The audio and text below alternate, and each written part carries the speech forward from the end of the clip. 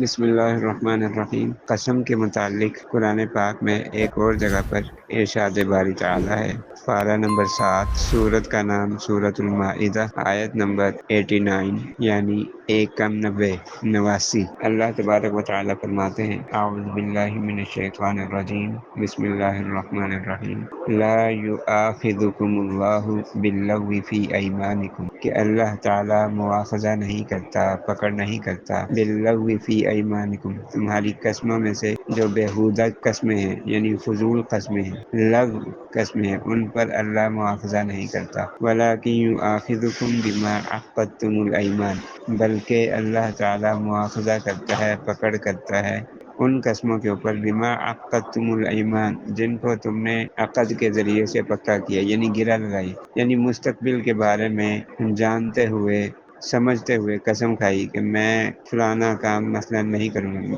مثلا میں کل جو ہے اسلام آباد نہیں جاؤں گا، اور قسم کھا لیتا ہے، اور یہ قسم بھی جائز ہے، تو پھر اس قسم کا پورا کرنا ضروری ہے۔ آگے اللہ تبارک و تعالی ارشاد فرما رہے ہیں، یعنی اپنی قسم کو مضبوط کر لیا، گرہ لگا دی، اس کو پکا کر دیا کہ کل انشاءاللہ میں یہ کام نہیں کروں گا، اللہ کی قسم کھاتا ہے اللہ کے نام۔ تو پھر آگے فرمایا کہ اگر کوئی قسم توڑتا ہے فکفارتہ، تو اس کا یعنی یہ جو بعد والی قسم ہے، اس کی بات ہو رہی ہے کہ جو زمانے مستقبل کے بارے میں قسم کھائی گئی ہے، اس کو اگر کوئی شخص توڑتا ہے تو فکفارتہ، اس کا کفارہ یہ ہے اطعام 10 مساکین، کہ کھلائے گا وہ 10 مسکینوں کو کھانا، من اوسطی، درمیانے درجے کا، یعنی جیسا وہ خود استعمال کرتا ہے، ایسا نہیں کہ بالکل ہی بہت ہی کوئی یعنی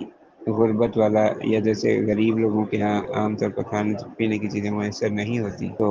اس طرح کا کھانا کھلا دیا، یا بہت اعلیٰ درجے کا کھانا کھلا دیا، بلکہ جیسا وہ خود انداز زندگی اختیار کیے ہوئے ہیں، جس طرح کا اس کا لائف سٹائل ہے، اسٹیٹس ہے، اس کے مطابق، اپنی حیثیت کے مطابق درمیانے درجے کا کھانا کھلایا